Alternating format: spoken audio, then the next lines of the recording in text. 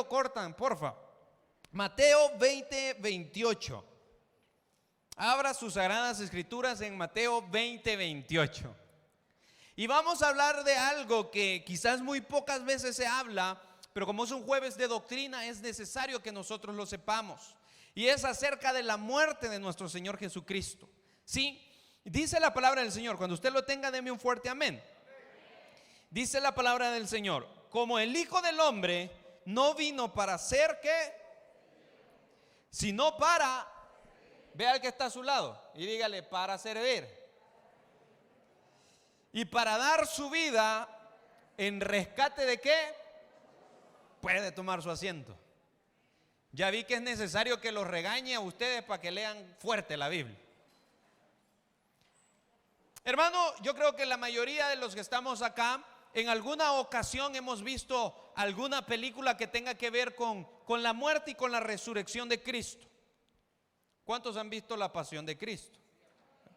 Sí, ¿verdad que en el 6 la dan en la Semana Santa? ¿Verdad? Que de santa no tiene nada, es donde más peca la gente, pero usted diga que es santa.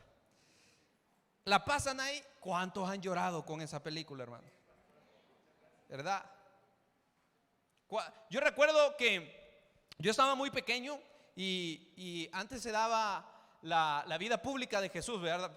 Yo recuerdo, y hace poco, bueno, ahora en la tarde estaba con un pastor y hablaba de eso, de que nosotros como iglesia hemos tratado la manera de salir a predicar. Sí, tal vez no todos, pero siempre hubo un buen porcentaje de personas que les encantaba salir y anunciar las buenas nuevas de salvación. Sí, y el hermano Mardoqueo siempre estuvo 25 años, Mardo, de andar en el ministerio evangelístico, imagínense, casi mi edad. Y nos encantaba, y recuerdo que yo estaba muy pequeño, no ponía suficiente atención, pero recuerdo que se daba esa película tan bonita que se llamaba La vida pública de Jesús, y en donde se ve obviamente la escena de la muerte de Jesús. ¿Verdad que es triste ver cuando está aquel personaje? Obviamente que no es Jesús, sino es una representación. Pero es triste cuando está aquel hombre ensangrentado, tal vez en aquella cruz, o cuando se supone, porque en las películas así lo dicen, que va cargando la cruz, o peor aún, en la Pasión de Cristo es bien cruel, ¿sí? Y se ve como azotan a Jesús ahí. Es bien triste. ¿A cuánto les da tristeza eso? Ver cómo Jesús sufrió por cada uno de nosotros. Cómo Cristo, diga conmigo, siendo inocente, sufrió como pecador a causa de cada uno de los que estamos acá. Entonces, la doctrina de la muerte de Cristo y la doctrina de la resurrección de Cristo para el cristiano es fundamental. Ahí está basada nuestra fe. Ahí está basada nuestra fe, porque si Cristo no hubiese muerto por nosotros, nosotros no seríamos capaces de ser salvos. Pero siéntase feliz, siéntase dichoso, porque ahora usted que está en este lugar, usted es salvo. Porque no somos salvos por obras. Nosotros no le añadimos a la salvación, nosotros no le estamos añadiendo ningún tipo de acción. No. Somos salvos ¿por qué? Por la muerte redentora de nuestro Señor Jesucristo. Pero también no hubiese sido suficiente, hermanos, si Jesús únicamente hubiese muerto. ¿Sí? Porque alrededor del mundo hay cantidad de religiones, hermano. Ahora sale un loco y hace su propia religión. ¿En serio? Oye, es fácil, hermano. Yo he estado viendo algunos documentales de las religiones, y perdonen la palabra, más tontas, en serio. Y yo digo, ¿cómo personas tan cuerdas pueden seguir a personajes que le están diciendo cosas tan incoherentes? ¿Sí? Pero alrededor del mundo nosotros encontramos cantidad de religiones. Solo en El Salvador hay más de 10 religiones, yo le podría decir. Y cada religión tiene un profeta, tiene un enviado, tiene una persona que para ellos es una deidad. Y para nosotros Jesús no solamente fue un enviado, sino que Él sigue siendo Dios. Pero la diferencia de estos otros que se hacen llamar dioses con D minúscula, es que ellos murieron un día y en esa tumba quedaron. Mas el Cristo que usted sigue murió por usted, pero también resucitó en gloria. Si eso no le alegra, hermano, está peor que Lázaro. En serio. Entonces es importante que nosotros reconozcamos y que aprendamos cuál es el verdadero significado de la muerte de Cristo. Porque nosotros no es suficiente que lloremos con una película. Y es más, dicen algunas personas, estudiosos, que la película ni siquiera muestra el 10% de lo que verdaderamente Jesús sufrió por nosotros.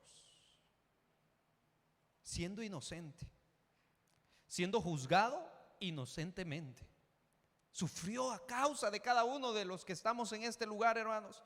Entonces es importante que nosotros sepamos qué es lo que significa la muerte de Cristo, porque nosotros lo hemos escuchado por mucho tiempo y decimos: ah, sí, Jesús murió por mí y resucitó también y por él es que soy salvo. Sí, pero puede significar más allá de que solamente una muerte, ¿sí?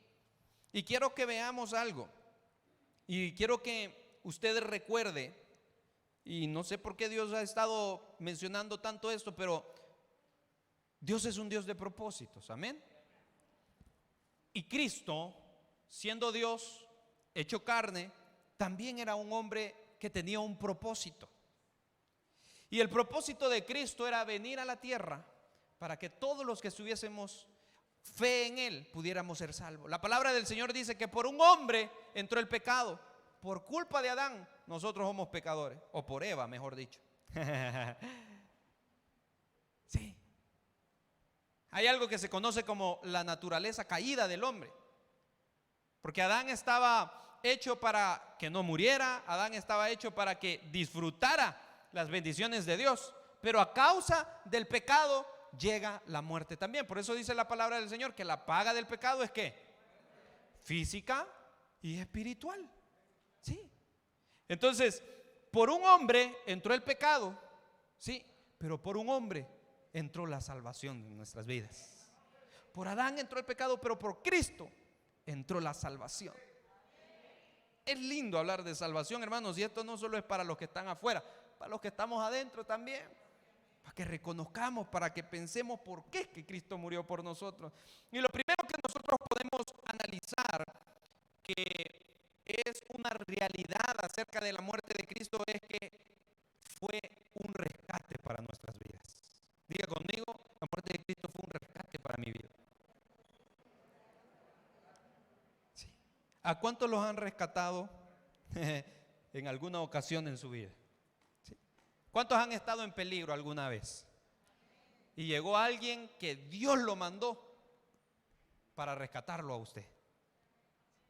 Yo he estado en momentos difíciles donde yo le he dicho al Señor: Señor, ayúdame, rescatame o mandame al diablo, aunque sea, que me rescate.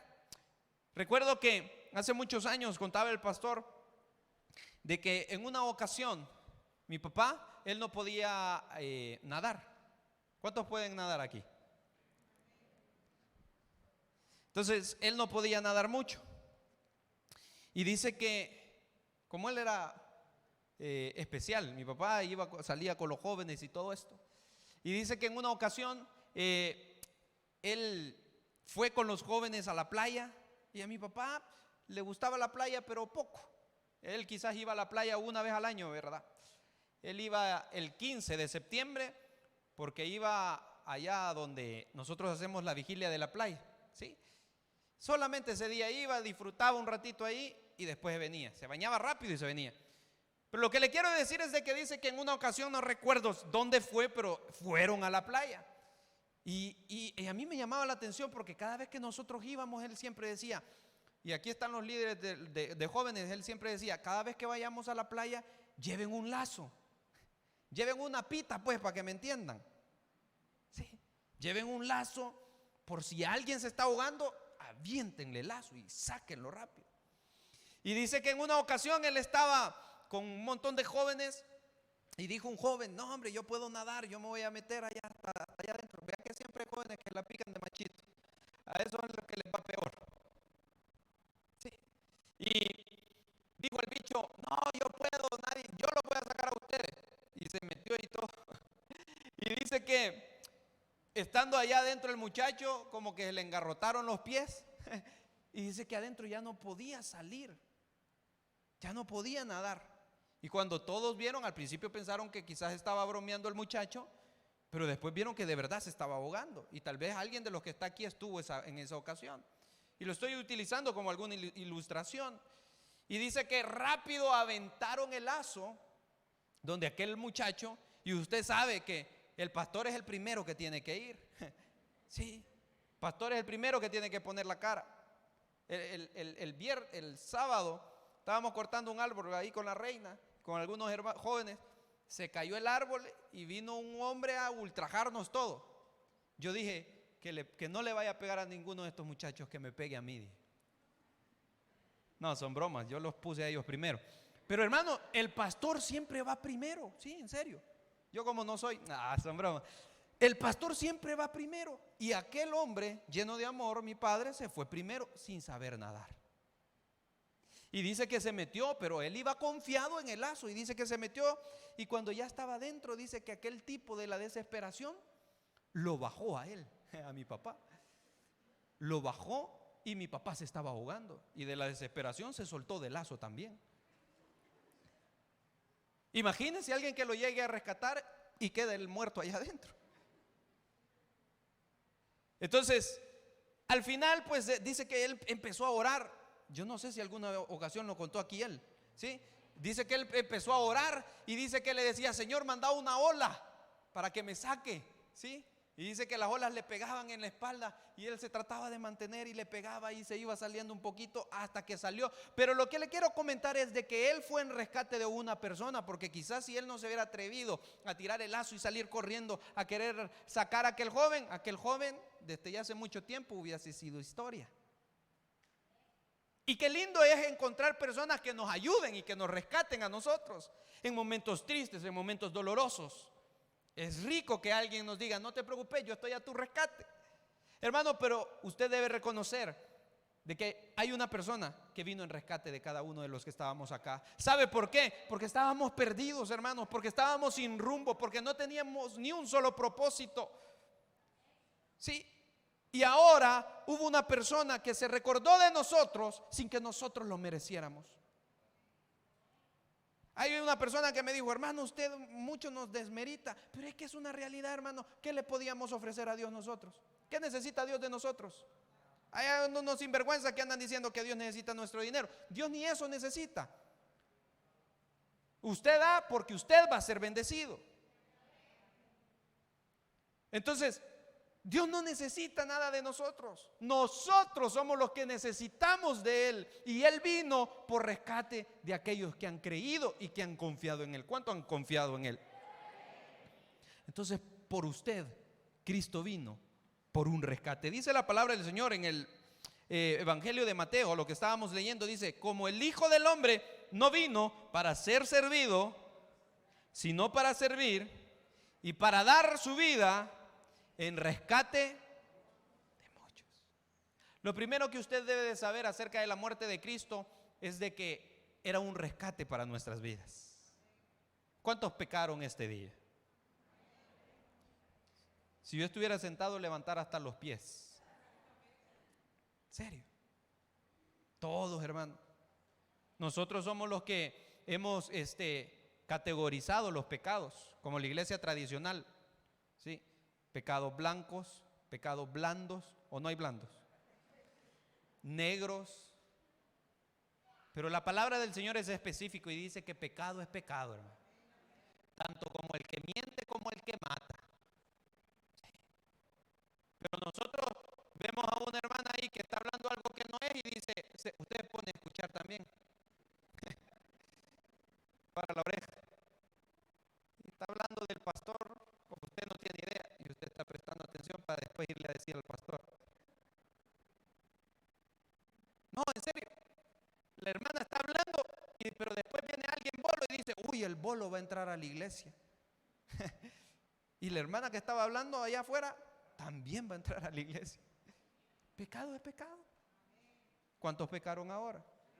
Y el que no diga amén, más pecador. Entonces, por usted, que éramos pecadores, que no podíamos nosotros entrar delante del trono de la gracia, Cristo vino a darnos un rescate. Es que no podíamos, hermanos. Nosotros íbamos a estar nadando como nosotros pudiésemos y íbamos a intentar la manera de no sumergirnos en el mar, pero Cristo vino para rescatarnos. Así que lo primero que usted debe de saber es que Cristo vino para darnos un rescate. Acompáñame por favor a Gálatas. Para que usted no me vea enojado, acompáñeme a Gálatas.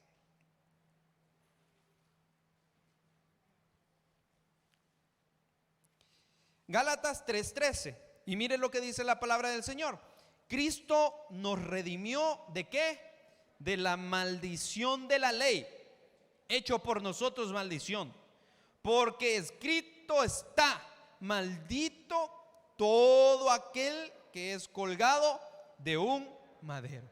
¿Qué significa redimirnos? Salvarnos, ser rescate a nuestra vida. Hermano, tal vez esta palabra va a sonar duro para usted, ¿sí? Pero quizás muchos de nosotros, sin no decirlo todos, y esto quizás poco se dice en los púlpitos, y no quiero ofenderlo, porque esto era antes que usted conociera a Cristo, pero muchos estábamos bajo la maldición del pecado. Éramos practicantes del pecado. Sí o no, en mi vocabulario no está esta palabra, pero la palabra del Señor lo está diciendo. Yo no se lo estoy diciendo a ustedes. Y los que estamos aquí ya no somos malditos, ni estamos bajo maldición. ¿Sabe por qué? Dígale al que está a su lado. Sonríale, aunque no le vea los dientes, pero sonríe y dígale: porque Cristo pagó su rescate. Dígale. Hermano, esto es lindo, hermano. De verdad, esto es lindo. Yo no sé si tal vez hay personas aquí que en esta noche se creen indignos. Yo no sé de dónde viene usted, no sé qué es lo que ha estado haciendo usted, pero déjeme decirle que no importa tan lejos usted haya llegado, reconozca su error, reconozca su pecado, y el Señor es fiel y justo para perdonarlos, porque Él vino para darnos un rescate a cada uno de nosotros. Él no vino para condenarnos, Él vino para rescatarnos. Qué lindo es reconocer esto, hermanos. Yo creo que aquel que es bien pecador se emociona con esto, por eso estoy bien emocionado. Segundo punto, propiciación. Quiero que me acompañe por favor a primera carta de Juan 2:2. Perdón, sí, acompáñeme a primera carta de Juan 2:2. ¿Y qué significa esta palabra de propiciación? Diga conmigo, propiciación. Diga conmigo, propiciación. ¿Qué significa esta palabra? Es ofrecer en sacrificio. Diga conmigo, ofrecer en sacrificio. Primera de Juan 2:2 dice: y Él es la propiciación por nuestros ¿qué? Y no solamente por los nuestros, sino también por los de. Cristo no vino solo a salvar a unos cuantos. Cristo no solamente fue propicio o no vino a ofrecer sacrificio por unos cuantos, Él vino por todo el mundo. Hermanos, nosotros vemos que en el Antiguo Testamento, para que los pecados del pueblo pudiesen ser borrados, ellos tenían que hacer un sacrificio de un animal. Y las clases sociales siempre han existido, hermanos. Siempre. Aquel que no tenía mucha posibilidad económica, porque mental todos tenemos las mismas, ¿sí? Aquí hay unos que son más cabezones que otros, pero igual tenemos lo mismo. Y aquellos que no tenían mucha oportunidad económica, ellos tal vez sacrificaban o ofrendaban tal vez una palomita. Aquellos que tenían mucho, un cordero. Aquellos que tenían bastante, una oveja, pero tenía que ser pura. ¿Sabe para qué? Para que sus pecados fueran perdonados. Lo tenían que dar en ofrenda. Ahora usted no tiene que dar una ofrenda para que su pecado sea perdonado. Cristo ya perdonó nuestros pecados. Cristo ya perdonó todos los pecados que nosotros hemos cometido y los hemos confesado. Y no solo los de nosotros, sino los de todo el mundo. Romanos 3:25.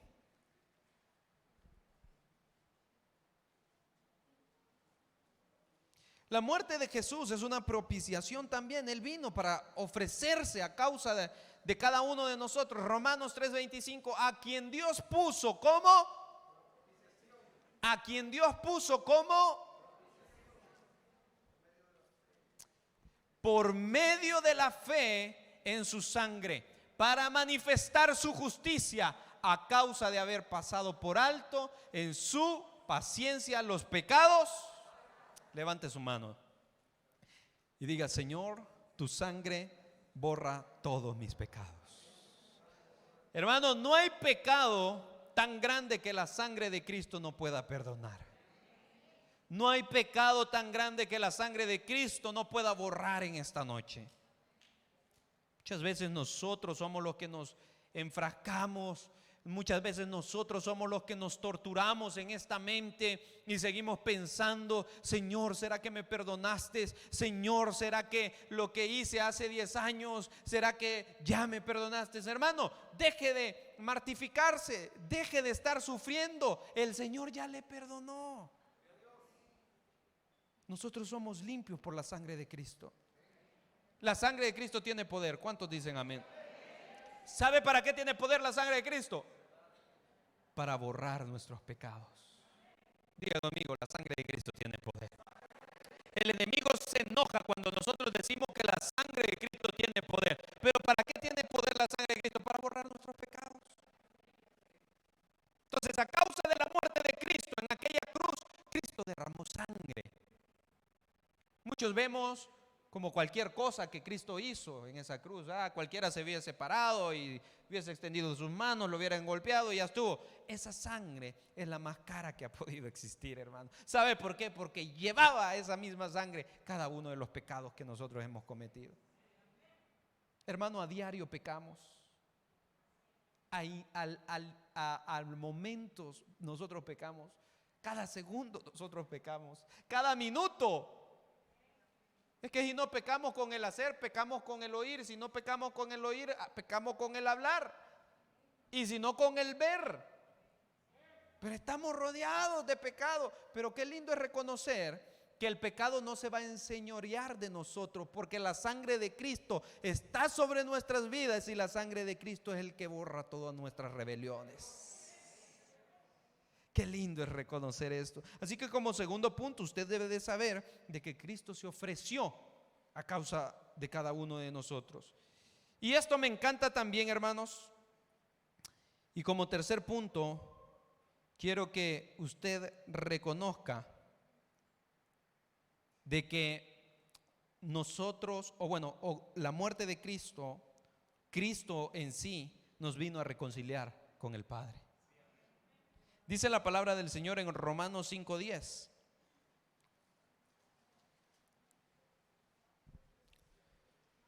Porque si siendo enemigos fuimos reconciliados con Dios por la muerte de su Hijo, mucho más, estando reconciliados, seremos salvos por su vida.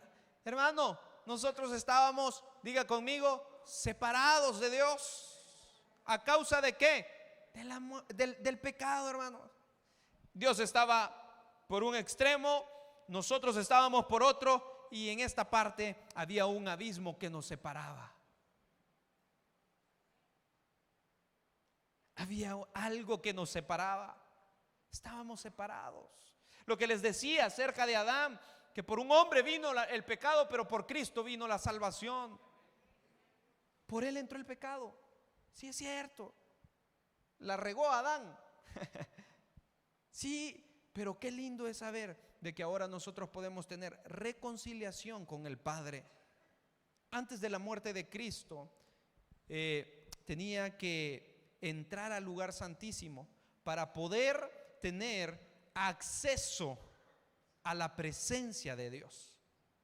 Pero la palabra del Señor dice que después de la crucifixión, después de la muerte de Cristo, un velo se rasgó Y ahora ya no necesitamos ir al lugar santísimo para nosotros estar reconciliados y estar bajo la presencia de Dios. Nosotros ahora, por Cristo, en cualquier parte de donde usted anda, puede estar en reconcilio con nuestro Señor Jesucristo.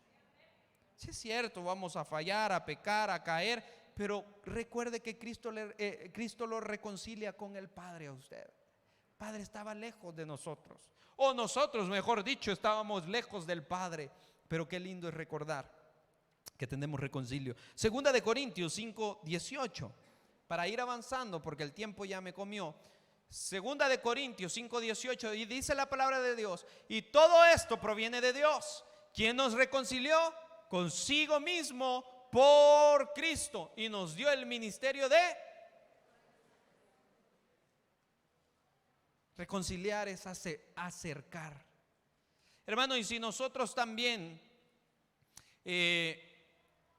Cristo o el Padre nos ha dado este ministerio de reconciliar, nosotros lo debemos de hacer también.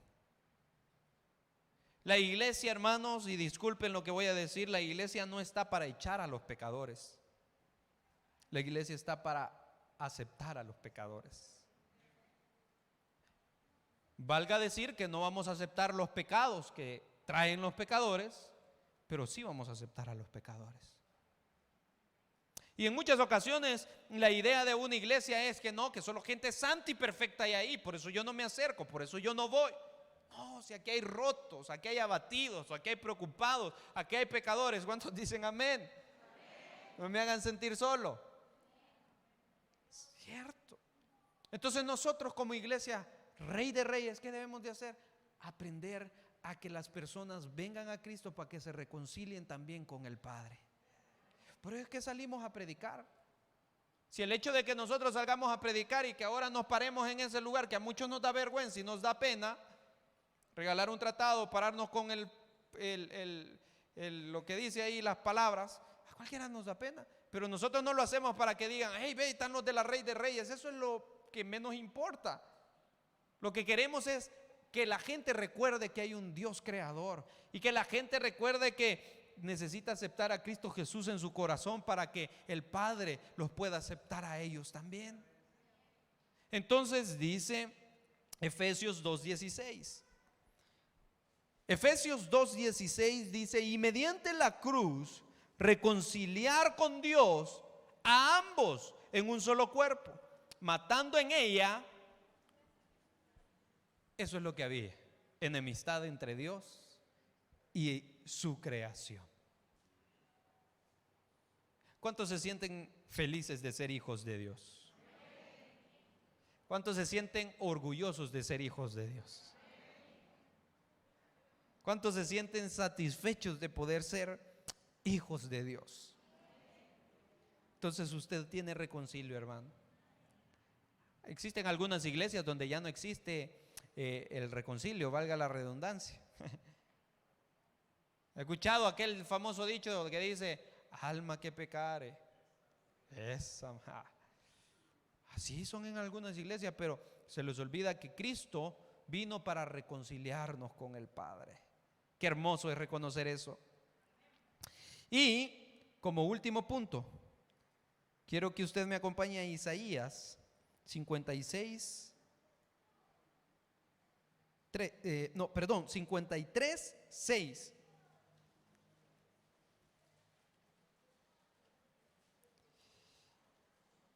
Y hay algo que se conoce también como sustitución. Es que Cristo sustituyó lo que nosotros deberíamos de haber pasado.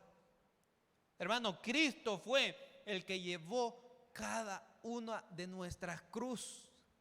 Lo que nosotros debimos haber llevado, Cristo lo llevó. Entonces es una sustitución. El Padre envía a Cristo para que usted ya no tenga que cargar esa cruz. ¿Cuántos andan cargando cruz? Todavía. Pero Cristo ya la llevó. Dice la palabra del Señor: todos nosotros, ¿cómo dice?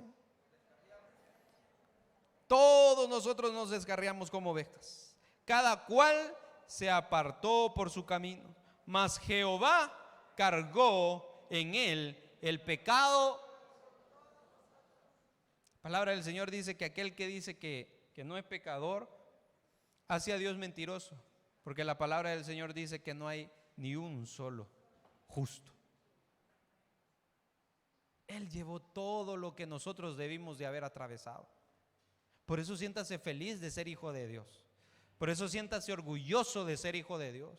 Y cada vez que ve esa película que le están azotando a aquel hombre que no es Cristo, pero está en representación de Cristo, piense, eso es lo que me tocaba a mí. Eso es lo que yo tenía que pagar. Pero el Padre, siendo tan bueno, ¿cuántos podemos testificar que Dios es bueno? Que tenemos un Padre tan bueno.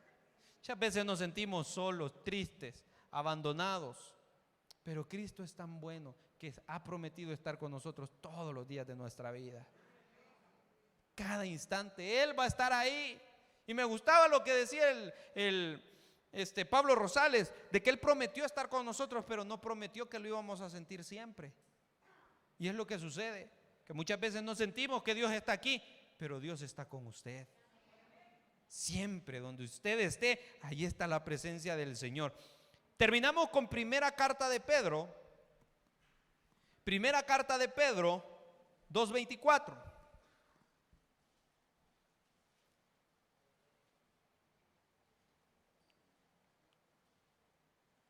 Y miren lo que dice la palabra del Señor.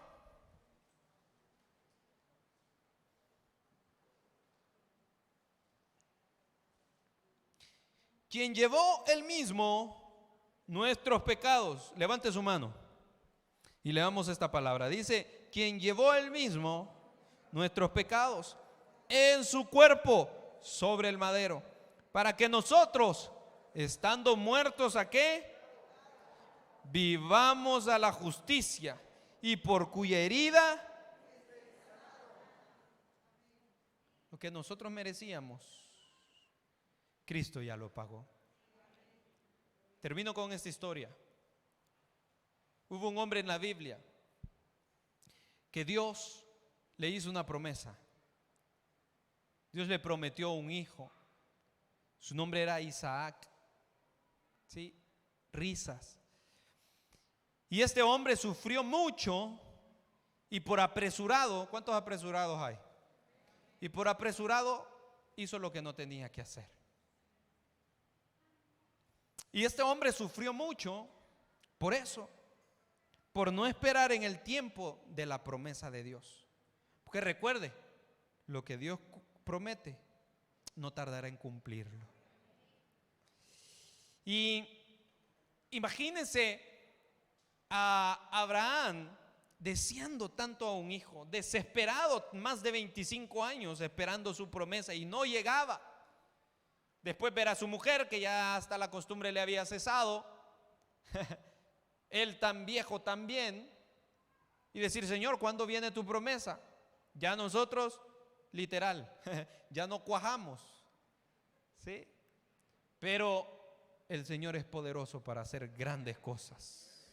Y aun cuando nosotros creemos imposible, el Señor lo hace posible. Y aquel hombre estaba desesperado, me imagino yo, por recibir aquel regalo tan hermoso de su hijo. Y lo recibió, pero en una ocasión el padre le pide en sacrificio a su hijo. Vea que no tiene sentido que Dios me dé algo y que después me lo quite. No, a la mente natural no tiene lógica. Nosotros somos así. Hay gente que me da un regalo y después me lo anda quitando. Que me regala, ahí déjelo. Y aunque me lo pida, no se lo doy. Pero el padre le dice a aquel hombre que vaya, que camine por unos días y que va a llegar a un lugar donde va a ser el sacrificio.